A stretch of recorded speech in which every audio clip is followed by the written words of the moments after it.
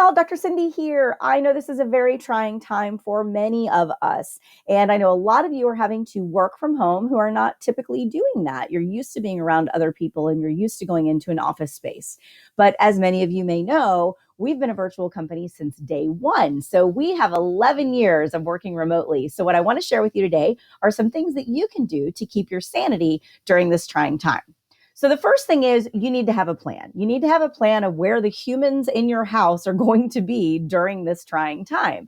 Usually you have folks that are leaving and you're going to an office space, or even if you work from home, maybe you're working in your home office. Well, now you might have 3 different people working in your home office. So designate an area that's going to be yours. Maybe you work from the dining room. Maybe someone else works from the living room. Maybe someone else does work from that home office. If you've got kids that are home from school, figure out where their schoolroom is going to be so that everybody kind of has their space, because I do think that's really important that you have a dedicated space so that work doesn't invade home life and home life doesn't invade work life. Another piece of that plan is making a plan around how you want to spend the time. Many of you have reached out to me and said, gosh, this is actually a good time for me to have a little downtime and do some thinking and planning for my business or even for myself or personal professional development. That's great. But you still need a plan around that. Otherwise, you're going to find that at the end of all of this, nothing got done.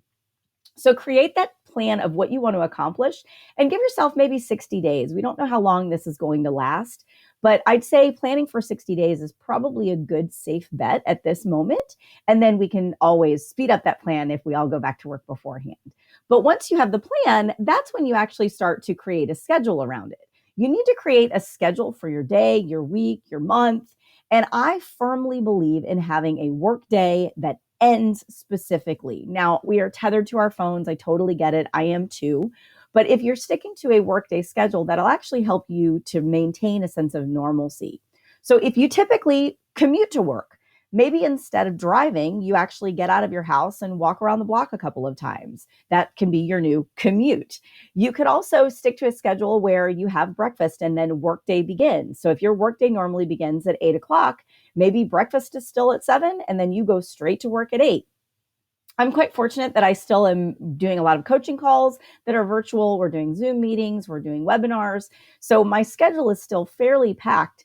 But for those of us that now have a little bit more time in the day, that's when it actually gets harder. So that's where that plan comes in of the things that you want to accomplish so that you can stick to the schedule. Now, if you've got kiddos at home and you're trying to balance both your work and homeschooling at this point, you want to stick to the schedule of the school day as well. If there's a lunch break, put it in there and everybody gets lunch together. And this is actually kind of a cool time that you'll get to do that with one another. I mean, how often do you actually get to have lunch with the kiddos? So take advantage of the time that you have. But by sticking to a schedule, it's going to be easier for you to actually get a lot done and then feel like you are accomplished in that day so you can rest in the evening. And you've got to take breaks throughout the day. Now, I'm in California, so we're still allowed to go outside so long as we maintain social distancing of 6 feet. And I've got a little dog, so I've been taking the dog out for walks, and I've actually taken him out to an open area that we have and been able to throw the ball for him and take a break. But you still need to take a break through this. For a lot of folks that are used to being in an office space, you don't recognize how many breaks you have in a day because someone comes into your office and asks a question, or someone asks, hey, you want to go run and grab a cup of coffee? Or you just get up and go to the coffee pot. You're not recognizing that you could easily be plugged into your laptop for the next 8 hours with no breaks. So on that schedule in breaks. Maybe you schedule in a yoga break where you and the family get together for 15 minutes and do some stretches. Maybe you do take a walk around the block. But I think having breaks scheduled in is huge in terms of keeping your sanity while you're working from home.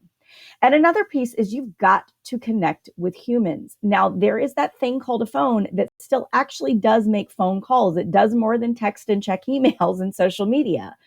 But this is a great time because, at least for me, I feel like I need human contact more than ever. And I think it's because of the mental constraint of knowing that I can't go and meet a friend for coffee or I can't go and have dinner with a friend. So I'm reaching out via phone just to talk with people.